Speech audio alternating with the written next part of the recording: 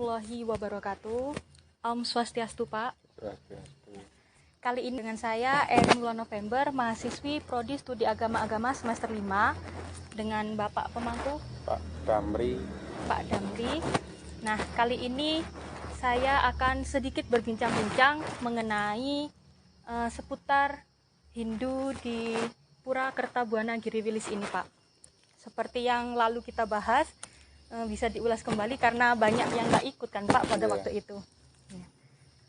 Gimana, Pak, mengenai umat Hindu di sini? Seperti apa konsep teologinya dalam agama Hindu di Pura ini, Pak? Ya, Hindu di Pura Kertabuana Giriwilis ini pura ini kan belum lama juga, sekitar berumur 20 tahun resminya.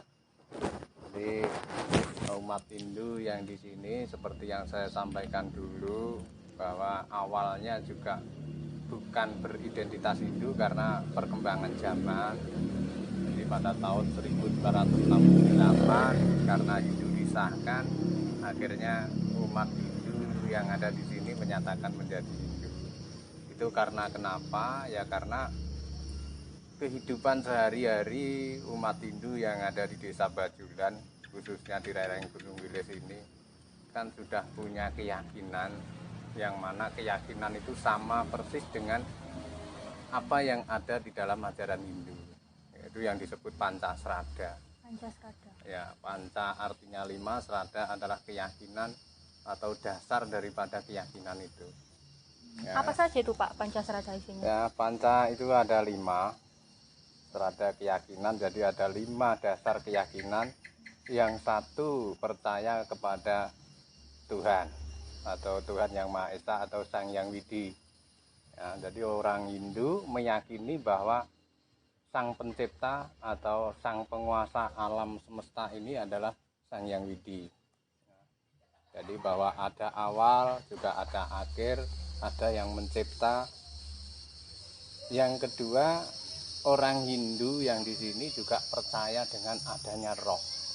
Ya, roh, karena roh yang menghidupi tubuh manusia atau tubuh apapun bisa hidup karena ada roh.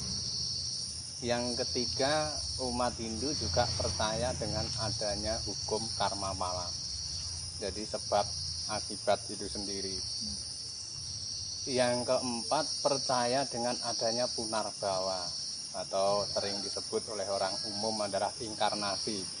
Jadi kelahiran yang berulang. Ya, karena kelahiran yang berulang itu nanti akan merealitaskan yang namanya hukum karma pala. Yang kelima, percaya dengan adanya moksa. Ya. Jadi kelima dasar inilah yang disebut Pancasrada yang diyakini oleh umat Hindu. Ini turun-temurun percaya dan yakin.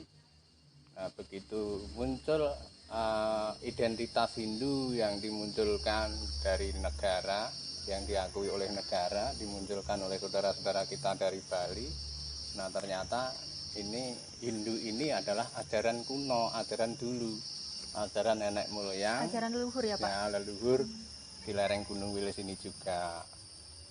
Makanya umat Hindu yang di sini dengan serentak menyatakan menjadi Hindu, dan sekarang sudah membuat tempat suci ini yang namanya Pura Kertabuana Giriwilis. Ya, karena tempatnya di Gunung Wilis, makanya ada nama Giriwilisnya.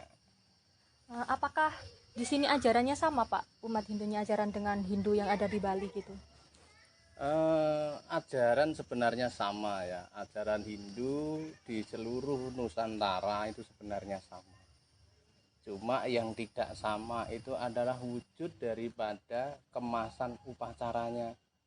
Karena apa? Karena adat istiadat tempat masing-masing. Karena Hindu sendiri punya hukum yang disebut desa kala patra. Jadi pelaksanaan daripada kehidupan sehari-hari itu disesuaikan dengan situasi, kondisi tempat masing-masing.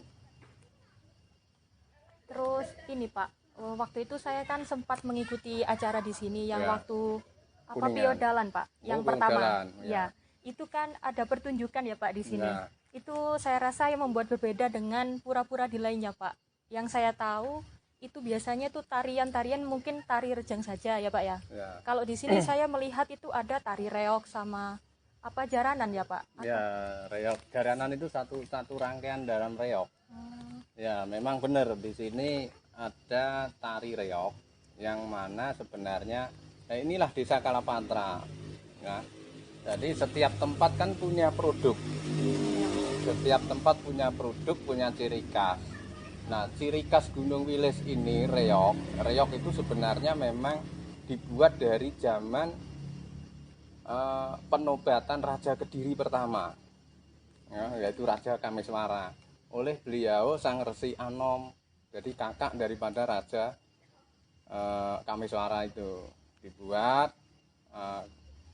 suatu formasi tari yang mana isinya itu adalah pesan, ya, pesan kepada rakyat, pesan kepada manusia, kepada pemimpin dan semuanya. Intinya pesan-pesan yang bernilai luhur. Nah, kebetulan di pura ini juga sebagai pewaris daripada ajaran itu tadi. Makanya oleh beliau Sang Resi Anom, saya ditugaskan bersama umat, bersama warga Pengempon Purakerta Buana Giri Wilis ini untuk melestarikan budaya reog itu tadi dengan nilai-nilai luhur yang dikandung. Nah, kalau saya ceritakan memang seni reog itu banyak nilai, ya, banyak nilai.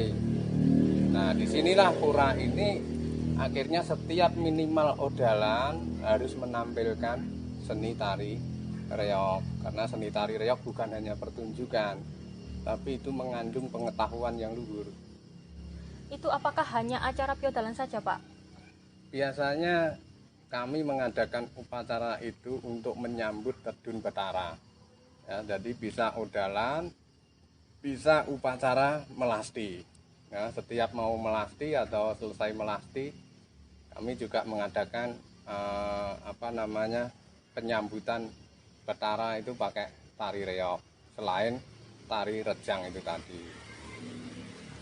Terus ini Pak, waktu itu kan banyak teman-teman saya yang bertanya waktu ke dalam, ini kok ukirannya sama pura-puranya ini reliefnya hampir sama kayak yang di Bali gitu Pak. Ya. Apalagi di dalamnya kan ada yang membuat berbeda dengan pura-pura lainnya di Jawa Timur ya Pak. Ya, memang gini ya. Ya, kalau kita berbicara tentang pura, berbicara tentang aksesoris, berbicara tentang bangunan atau budaya, ya, kalau dikemas kan menjadi budaya. Memang kesannya seperti pura ini meniru Bali. Iya. Ya, ini ada berbagai alasan. Satu, alasannya karena umat sini juga baru muncul. Artinya belum mengenal ilmu arsitektur bangunan. Ya, yang pertama. Jadi wajib kita mendatangkan orang yang sudah profesional. Nah, kebetulan yang sudah profesional adalah saudara-saudara kita dari Bali. Jadi ada arsiteknya, ada ilmuwannya atau undaginya. Ya, undagi itu adalah tukang-tukangnya. Tukang yang ada di tempat suci itu namanya undagi. Kita datangkan dari Bali. Itu yang pertama. Yang kedua, bahwa sebenarnya budaya atau bangunan yang ada di Bali itu sebenarnya juga warisan dari Jawa. Warisan dari Jawa Pak? Iya, ya. Karena apa? Karena ilmuwan-ilmuwan dari Jawa dulu hijrah ke Bali. Di sana mengembangkan tradisi Jawa. Buktinya apa? Banyak sekali bukti. Ya. Jadi saya sudah pernah jalan-jalan di Gunung Wilis ini. Saya juga menemukan situs-situs candi yang ada di Gunung Wilis. Dan ternyata ukiran-ukiran itu sama persis. Nah, artinya apa? Masa lalu sudah ada di Gunung Wilis, masa lalu sudah ada di tanah Jawa. Cuman ya situasi kondisi yang kemarin saya katakan sirna ilang kertaning bumi Majapahit. Setelah Majapahit, tempat suci yang di Jawa ini berganti nama, begitu dibawa ke Bali. Ya. Jadi dulu tempat suci orang Hindu namanya candi. Candi ya Pak? Ya, seperti sekarang yang terkenal itu seperti Candi Prambanan. Oh iya. Ya, kalau di sini seperti Candi Ngetos, Candi Lor di Jaya Amerta di Roteret itu sebenarnya juga tempat suci Hindu.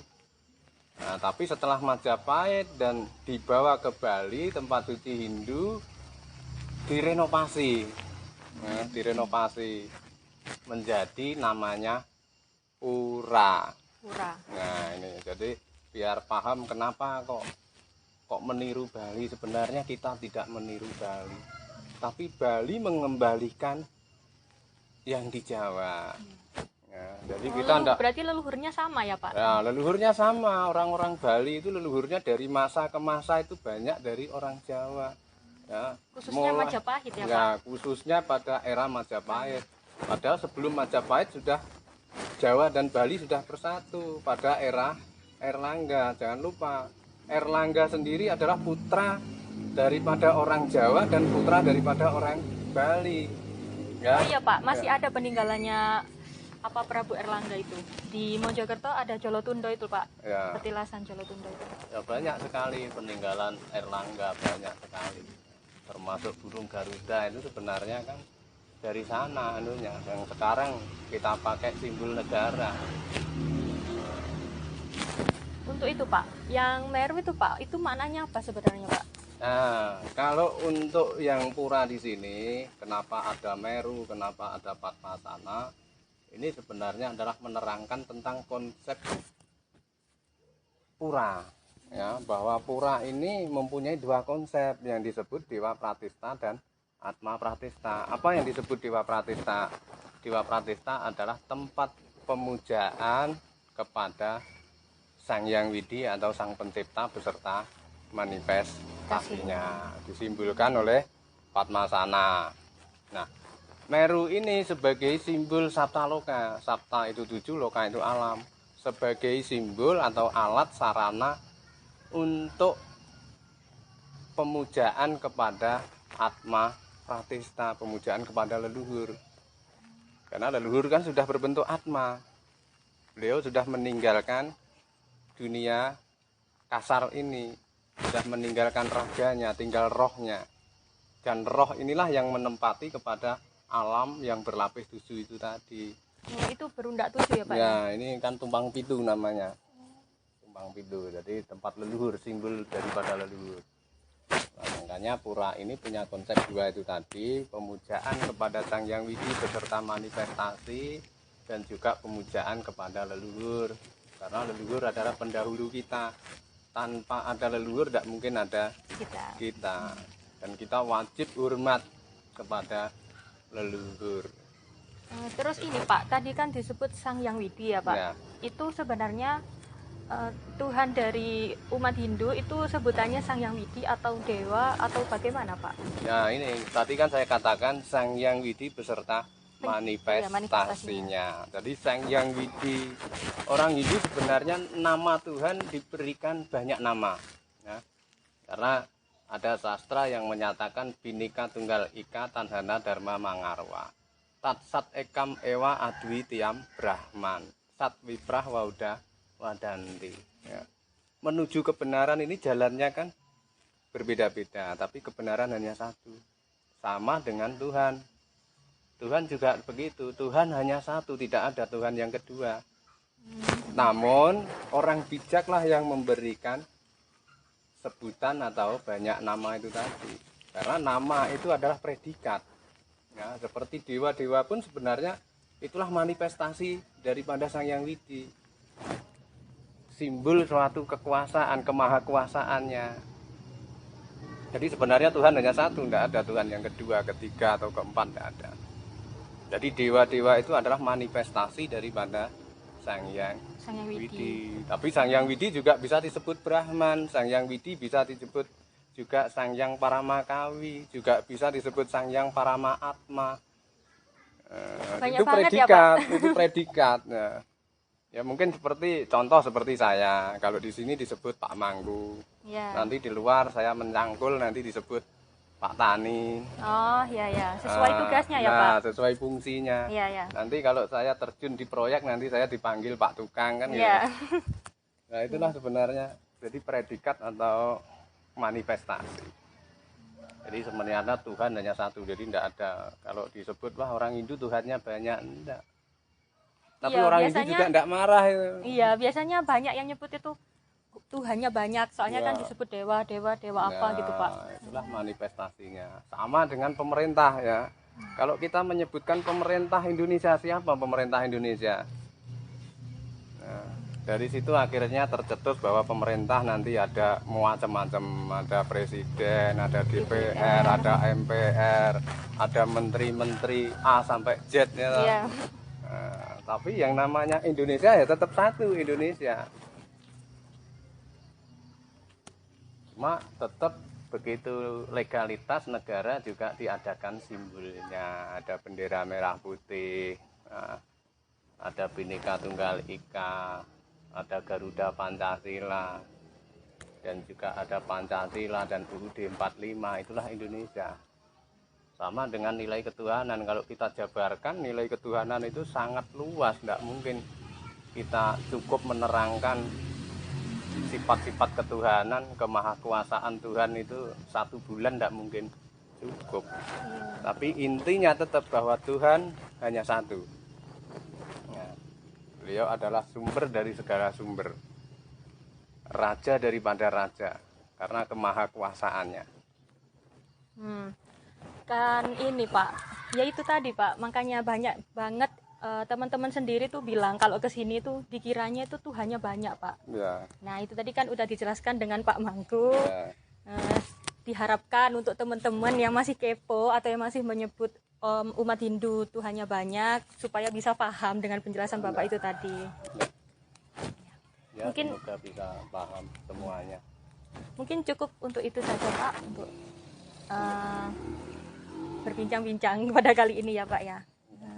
Bapak mungkin ada tambahan untuk pesan untuk teman-teman saya atau gimana Pak? Ya, intinya begini, yang namanya kebenaran kan tidak bisa kita kira-kira. Yang namanya kebenaran juga hanya satu, yaitu milik Tuhan. Jadi kebenaran tidak bisa dilihat dari satu sisi ataupun dua sisi. Jadi harus segala dimensi kita pahami. Segala penjuru ya Pak ya. Dari segala dimensi harus kita pahami. Artinya apa? Bahwa kebenaran itu adalah yang hakiki milik Tuhan. Jadi kalau ingin kebenaran, ingin paham tentang kebenaran, ya lebih baik bertanya daripada mengira-ngira. Ya. Nah, jadi kami masih siap untuk melayani segala pertanyaan dengan segala hormat dan segala keleluasaan hati saya. Jadi silahkan kalau mau istilahnya studi atau mau apa, ingin tahu tentang ajaran Hindu, daripada dipikirkan sendiri, dikira-kira sendiri, nanti malah salah kaprah. Iya, Pak. Istilahnya salah persepsi. Monggo, enggak apa-apa. Sampun, Pak. Nggih. Ya baik, terima kasih. Wallahul muwaffiq ila aqwamit thoriq. Wassalamualaikum warahmatullahi wabarakatuh.